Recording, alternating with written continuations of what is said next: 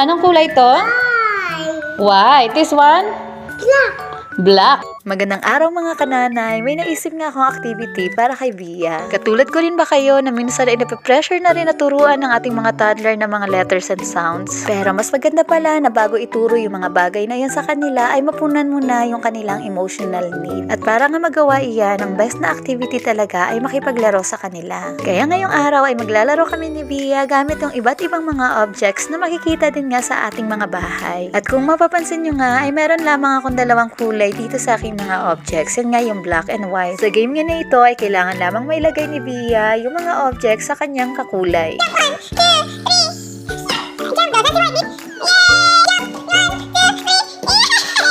Ganun nga lang siya kasimple mga kananay, pero siguradong makakatulong sa ating mga toddler na ma-distinguish ang magkaibang kulay. Bye-bye. Bye-bye.